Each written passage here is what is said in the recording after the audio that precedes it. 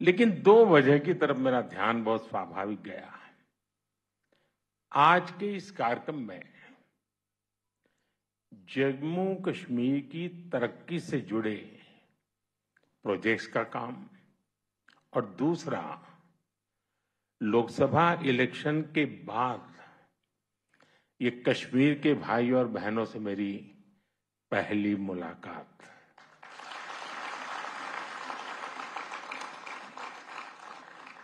साथियों, मैं अभी पिछले सप्ताह इटली में G7 की बैठक में शामिल होकर के आया हूं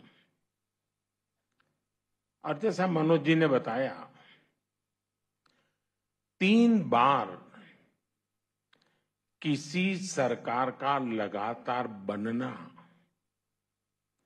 इस कंटिन्यूटी का बहुत बड़ा वैश्विक प्रभाव होता है। इससे हमारे देश की तरफ देखने का नजरिया बदलता है।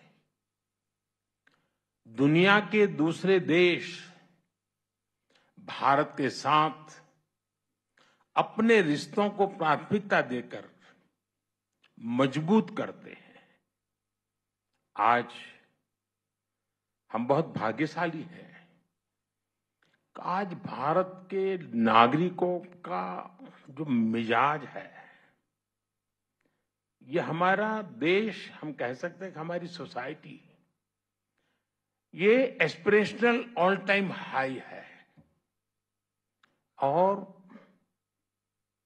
ऑल टाइम हाई एस्पिरेशंस ये अपने आप में देश की सबसे बड़ी शक्ति होती है जो आज भारत को नसीब हुई है।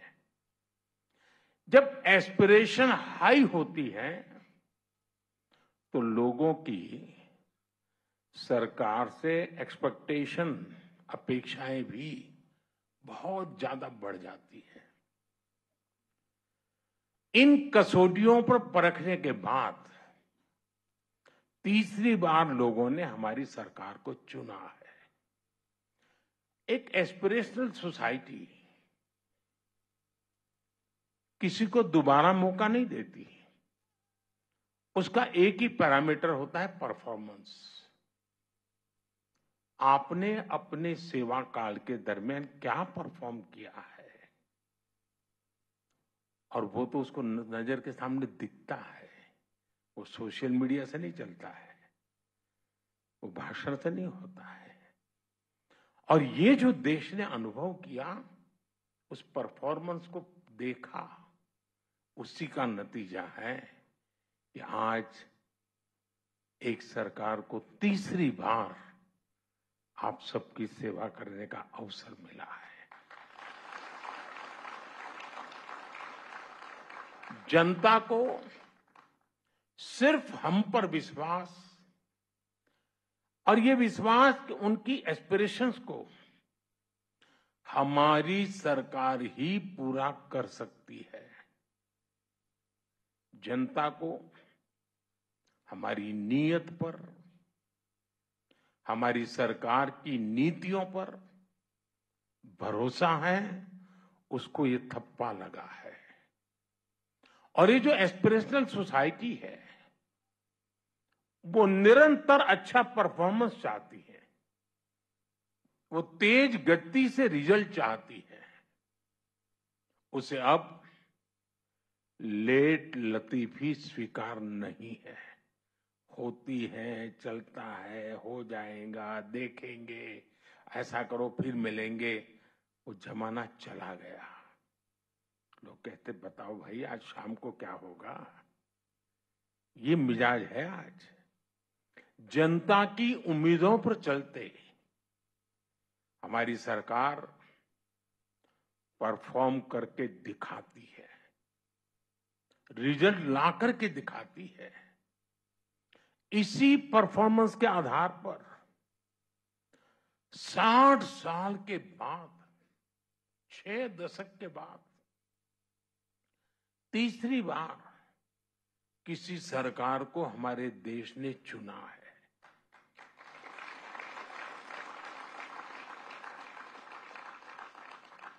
और इस चुनाव के नतीजों ने, ये तीसरी बार सरकार बनने की घटना ने पूरी दुनिया को बहुत बड़ा संदेश दिया है।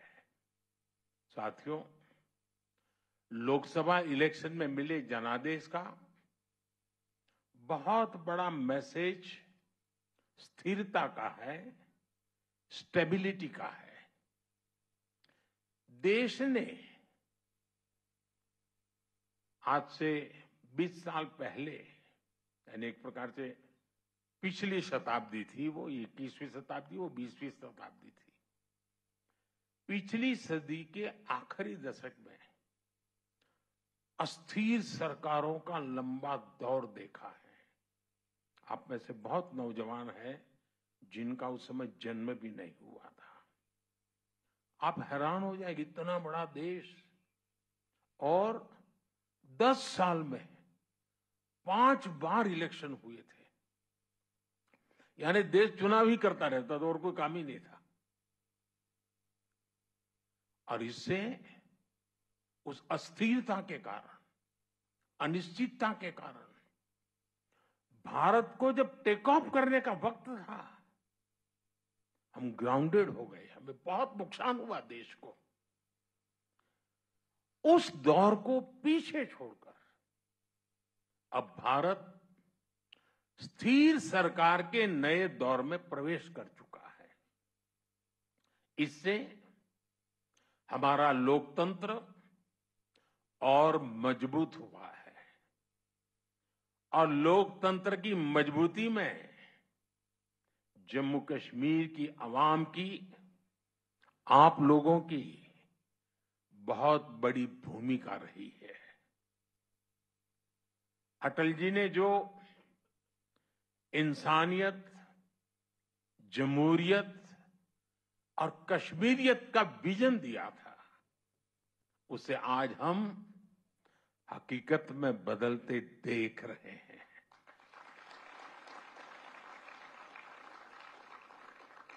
इस चुनाव में आपने जमहूरियत को जिताया है।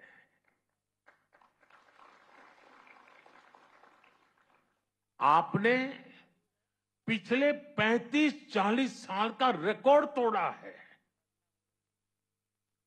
ये दिखाता है यहां का नौजवान जमहूरियत को लेकर कितने भरोसे से भरा हुआ है।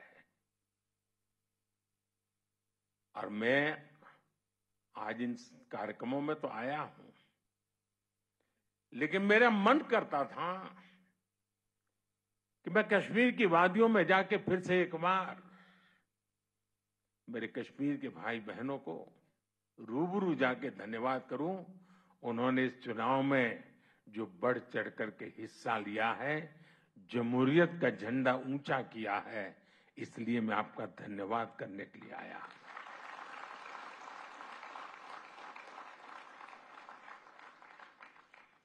ये भारत की डेमोक्रेसी और संविधान के बनाए रास्तों पर चलकर नई इबारत लिखने की शुरुआत है। मुझे और खुशी होती अगर हमारा विपक्ष भी कश्मीर में इतने उमंग उत्साह के साथ जो लोकतंत्र का उत्सव मनाया गया, इतनी भारी मात्रा में मतदान हुआ, ये जो उमंग उत्साह का माहौल है, काश अच्छा होता मेरे देश के विपक्ष के लोगों ने भी मेरे कश्मीर के भाई बहनों की तारीफ की होती, उनका हौसला बुलंद किया होता तो मुझे बहुत खुशी होती। लेकिन विपक्ष ने ऐसे अच्छे काम में भी देश को निराश ही किया है। साथियों, जम्मू कश्मीर में आ रहा ये बदलाव हमारी सरकार की बीते 10 सालों की कोशिशों का नतीजा है। आजादी के बाद यहां की हमारी बेटियां, समाज के दूसरे कमजोर तबके के लोग अपने हक से वंचित थे। हमारी सरकार ने सबका साथ सबका विकास के मंत्र पर चलते हुए सबको अधिकार और अवसर दिए हैं। पाकिस्तान से आए शरणार्थी, हमारे वाल्मीकि समुदाय और सफाई कर्मचारियों के परिवार पहली बार लोकल बॉडीज इलेक्शन में वोट डालने का उन्हें अधिकार मिला है। वाल्मीकि समुदाय को एससी कैटेगरी का लाभ मिलने की वर्षों पुरानी मांग पूरी हुई है। पहली बार एसटी समुदाय के लिए असेंबली में सीटें रिजर्व की गई हैं। पद्दारी जनजाति, पहाड़ी जातीय समूह, गड्ढा ब्राह्मण और कोली, इन सभी समुदायों को भी एसटी का दर्जा दिया गया है।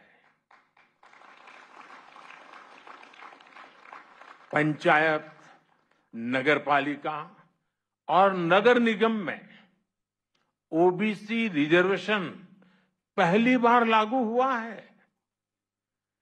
संविधान के प्रति समर्पण भाव क्या होता है, संविधान का लेटर एंड स्पिरिट में क्या महात्म्य होता है, संविधान हिंदुस्तान के 140 करोड़ देशवासियों की जिंदगी को बदल करने के लिए, अधिकार देने के लिए, उनको भागीदार बनाने के लिए अवसर देता है। लेकिन पहले संविधान की इतनी बड़ी अमानत हमारे पास थी, इसका अस्वीकार होता रहा। दिल्ली में बैठे हुए शासकों ने इसकी चिंता नहीं की, आजादी के इतने सालों तक नहीं की। आज मुझे खुशी है कि हम संविधान को जी रहे हैं। हम संविधान को लेकर के कश्मीर की जिंदगी बदलने के नए नए रास्ते ढूंढ रहे हैं। जम्मू कश्मीर में आज सही मायने में भारत का संविधान लागू हुआ है और जिन्होंने अब तक संविधान लागू नहीं किया वे दोषी हैं, गुनहगार हैं। कश्मीर के नौजवानों के, कश्मीर की बेटियों के, कश्मीर के लोगों के गुनहगार हैं। और ये सब कुछ साथियों इसलिए हो रहा है क्योंकि सबको बांटने वाली आर्टिकल 370 की दीवार अब गिर चुकी है। भाई और बहनों, कश्मीर घाटी में जो बदलाव हम देख रहे हैं, आज पूरी दुनिया उसे देख रही है। मैं देख रहा हूं G20 समूह में जो लोग यहां आए थे, उन देशों के लोग जो भी मिलते हैं तारीफ करते रहते हैं कश्मीर की भी। जिस प्रकार से मेहमान नवाजी हुई, बड़े गौरव गान करते हैं। आज जब श्रीनगर में G20 जैसा इंटरनेशनल इवेंट होता है तो हर कश्मीरी को गर्व से उसका सीना भर जाता है। और अब आपको दिखाते हैं आज